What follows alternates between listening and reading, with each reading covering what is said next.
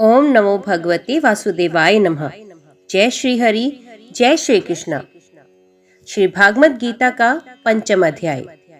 इस पंचम अध्याय में कर्मयोग, निष्ठा और सांख्य योग निष्ठा का वर्णन है। सांख्य योग का ही पर्यायवाची शब्द संन्यास है, इसलिए इस अध्याय का नाम कर्म संन्यास योग रखा गया है। तीसरे और चौथे अध्याय में अर्जुन ने भगवान के श्री मुख से अनेकों प्रकार से कर्म योग की प्रशंसा सुनी और उसके संपादन की प्रेरणा तथा आज्ञा प्राप्त की। साथ ही ये भी सुना कि कर्म योग के द्वारा भगवत स्वरूप का तत्व ज्ञान अपने आप ही हो जाता है। चौथे अध्याय के अंत में भी उन्हें भगवान के द्वारा कर्म योग के संपादन की ही आज्ञा मिली, परंतु बीच बीच में उन्होंने भगवान के श्री मुख से ही वचनों द्वारा ज्ञान योग अर्थात कर्म संन्यास की भी प्रशंसा सुनी। इससे अर्जुन ये निर्णय नहीं कर सके कि इन दोनों में से मेरे लिए कौन सा साधन श्रेष्ठ है। अतएव अब भगवान के श्री मुख से ही उसका निर्णय कराने के उद्देश्य से अर्जुन उनसे प्रश्न करते हैं। अर्जुन बोले, हे श्री कृष्ण, आप कर्मों के संन्यास की और फिर कर्म योग की प्रशंसा करते हैं, इसलिए इन दोनों में से जो एक मेरे लिए भली भांति निश्चित कल्याणकारक साधन हो उसको कहिए। श्री भगवान बोले, कर्म संन्यास और कर्म योग ये दोनों ही परम कल्याण के करने वाले हैं, परंतु उन दोनों में भी कर्म संन्यास से कर्म योग साधन में सुगम होने से श्रेष्ठ है। हे अर्जुन, जो पुरुष ना किसी से द्वेष करता है और ना किसी की आकांक्षा करता है, वे कर्मयोगी सदा सन्यासी ही समझने योग्य है, क्योंकि राग द्वेष आदि द्वंद्व से रहित पुरुष सुख पूर्वक संसार बंधन से मुक्त हो जाता है। उपर्युक्त सन्यास और कर्म योग को मूर्ख लोग पृथक पृथक फल देने वाले कहते हैं, ना कि पंडित जन, क्योंकि दोनों में से एक में भी समय प्रकार से स्थित पुरुष दोनों के फल रूप परमात्मा को प्राप्त होता है। ज्ञान योगियों द्वारा जो परम धाम प्राप्त किया जाता है, कर्म योगियों द्वारा भी वही प्राप्त किया जाता है। इसलिए जो पुरुष ज्ञान योग और कर्म योग को फल रूप में एक देखता है, वही यथार्थ देखता है। परंतु हे अर्जुन, कर्म योग के बिना संन्यास अर्थात मन, इंद्रिय और शरीर द्वारा होने वाले संपूर्ण कर्मों में कर्तापन का त्याग प्राप्त होना कठिन है, और भगवत स्वरूप को मनन करने वाला कर्म योगी परब्रह्म परमात्मा को शीघ्र ही प्राप्त हो जाता है।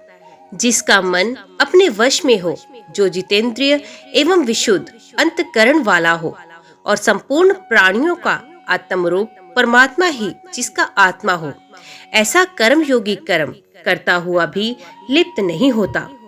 तत्व को जानने वाला सांख्य योगी तो देखता, सुनता, स्पर्श करता हुआ, सूंघता हुआ, भोजन करता हुआ, गमन करता हुआ, सोता हुआ, श्वास लेता हुआ, बोलता हुआ, त्यागता हुआ, ग्रहण करता हुआ तथा आंखों को खोलता और मूंदता हुआ भी सब इंद्रियां अपने अपने अर्थों में बरत रही हैं। इस प्रकार समझकर निस्संदेह ऐसा माने कि मैं कुछ भी नहीं करता हूँ। जो पुरुष सब कर्मों को परमात्मा में अर्पण करके और आसक्ति को त्याग कर कर्म करता है, वे पुरुष जल से कमल के पत्ते की भांति पाप से लिप्त नहीं होता। कर्मयोगी ममतव बुद्धि रहित केवल इंद्रिय, मन, बुद्धि और शरीर द्वारा भी आसक्ति को त्याग कर अंतकरण की शुद्धि के लिए कर्म करते हैं।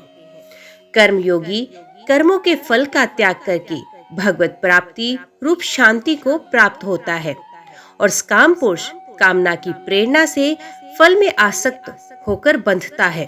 अंतकरण जिसके वश में है, ऐसा सांख्य योग का आचरण करने वाला पुरुष न करता हुआ न करवाता हुआ ही नवद्वारों वाले शरीर रूप घर में सब कर्मों को मन में त्याग कर आनंद पूर्वक सच्चिदानंद घन परमात्मा के स्वरूप में स्थित रहता है। परमेश्वर मनुष्यों के ना तो कर्तापन की, न कर्मों की और ना कर्म फल के संयोग की रचना करते हैं, किंतु स्वभाव ही बढ़ रहा है। सर्वव्यापी परमेश्वर भी न किसी के पाप कर्म को और न किसी के शुभ कर्म को ही ग्रहण करता है, किंतु अज्ञान द्वारा ज्ञान ढका हुआ है। उसी से सब अज्ञानी मनुष्य मोहित हो रहे हैं। परंतु जिनका वे अज्ञान परमात्मा के तत्व ज्ञान द्वारा नष्ट कर दिया गया है, उनका वे ज्ञान सूर्य के सदृश उस सच्चिदानंद घन परमात्मा को प्रकाशित कर देता है।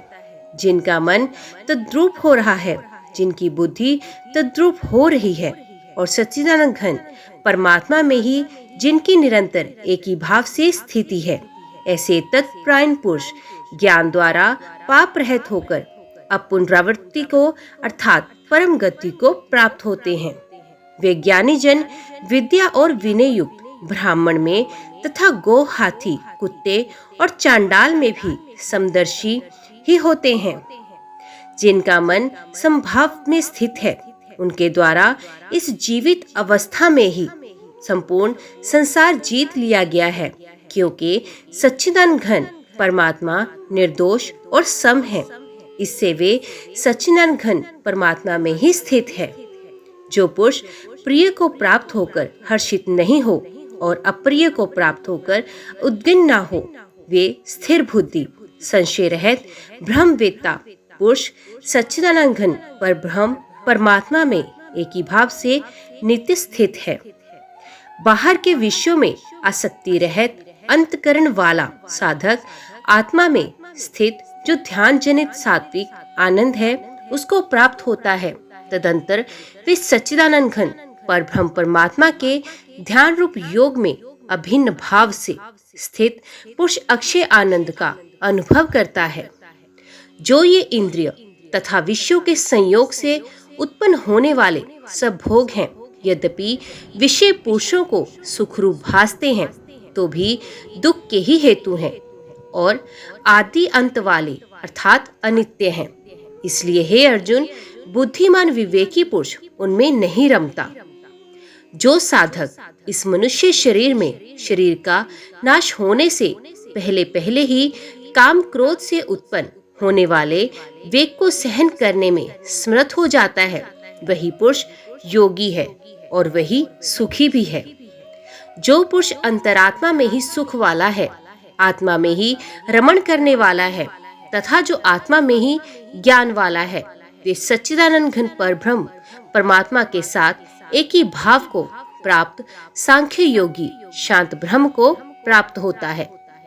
जिनके सब पाप नष्ट हो गए हैं, जिनके सब संशय ज्ञान द्वारा निर्वित हो गए हैं, जो संपूर्ण प्राणियों के हित में रत है, जिनका जीता हुआ मन निश्चल भाव से परमात्मा में स्थित है, वे ब्रह्मवेत्ता पुरुष शांत ब्रह्म को प्राप्त होते हैं। काम क्रोध से रहित जीते हुए चित्त वाले परब्रह्म परमात्मा का साक्षात्कार किए हुए ज्ञानी पुरुषों के लिए सब ओर से शांत परब्रह्म परमात्मा ही परिपूर्ण है। बाहर के विषय भोगों को न चिंतन करता हुआ बाहर ही निकालकर और नेत्रों की दृष्टि को भ्रूकुटी के बीच में स्थित करके तथा नासिका में विचरने वाले प्राण और अपान वायु को सम करके जिसकी इंद्रियां, मन और बुद्धि जीती हुई हैं, ऐसा जो मोक्ष प्रायण मुनि परमेश्वर के स्वरूप का निरंतर मनन करने वाला इच्छा, भय और क्रोध से रहित हो गया है, वे सदा मुक्त ही है। मेरा भक्त मुझको सब यज्ञ और तपों को भोगने वाला संपूर्ण लोकों के ईश्वरों का भी ईश्वर तथा संपूर्ण भूत प्राणियों का सुहृद अर्थात सर्वार्थ रहित दयालु और प्रेमी ऐसा तत्व से जानकर शांति को प्राप्त होता है। ओम नमो भगवते वासुदेवाय नमः। यहीं पे हमारा श्रीमद् भागवत गीता का 5वां अध्याय समाप्त होता है। उम्मीद करती हूँ वीडियो आपको पसंद आई होगी। वीडियो पसंद आई हो तो वीडियो को लाइक और चैनल को सब्सक्राइब जरूर कीजिएगा। जय श्री हरि लिखकर कमेंट बॉक्स में अपनी हाजिरी और अपने सुझाव देना ना भूलिएगा। तो मिलते हैं अगले अध्याय के साथ। तब तक के लिए देखते व सुनते रहिए। जय मां कंजक, जय माता दी।